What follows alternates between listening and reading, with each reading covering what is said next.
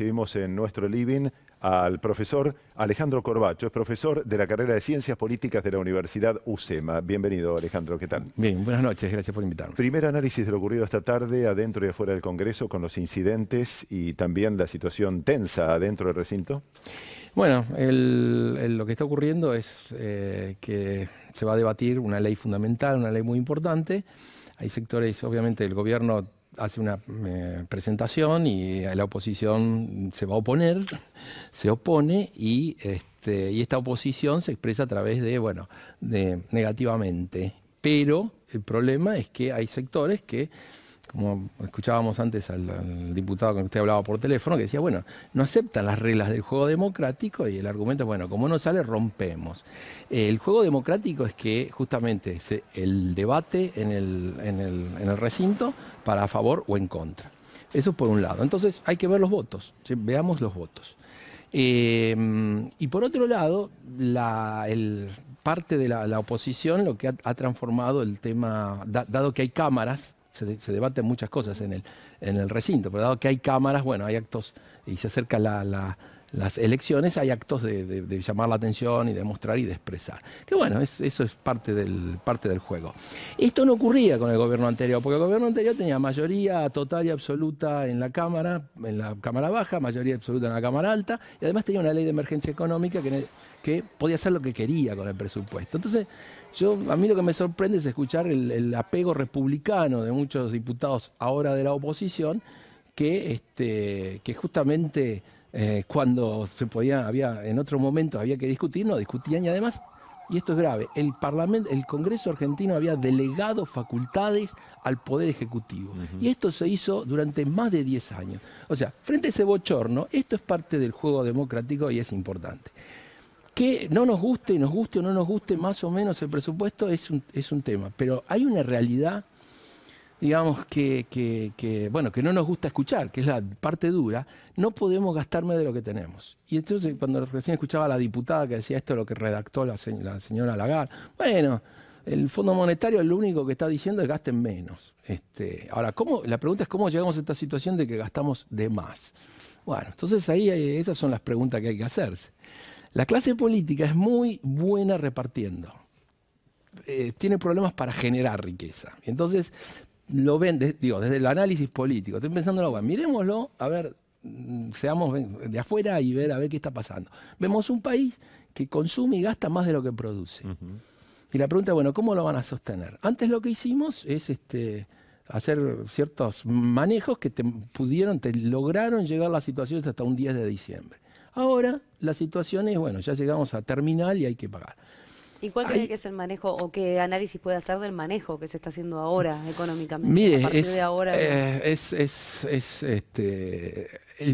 yo lo diría, el manejo que está haciendo ahora es emparchar de emergencia cuando el barco está haciendo agua por todos lados y hay que llegar. Si bien o mal es lo que se puede hacer. Lo ideal sería haber hecho, por ejemplo, uno puede ver el ejemplo de Chile, que tuvo un tsunami y un terremoto, pero fenomenales. Y ellos tenían un fondo de emergencia que fueron acumulando en la época que tuvieron las vacas gordas, digamos, ¿no? Entonces se acumula y con eso se paga y la sociedad no sufre nada traumático. En la Argentina, cuando tuvimos las vacas gordas, lo gastamos en todo lo que ya sabemos, que ahora tenemos que reponer o resolver. Entonces digo, acá convergen tres problemas en la Argentina en este momento. Hay un problema de manejo, de que podría haber sido avisarte antes, haberlo hecho pautado, haber empezado antes con esta discusión, habernos preparado antes y no hacernos creer que estaba todo bárbaro, ¿sí? Que había problemas. Pero el otro es externo, y lo externo realmente, el problema externo de la Argentina no lo puede controlar ni este gobierno ni ningún otro. Esto nos hubiera pasado sí o sí.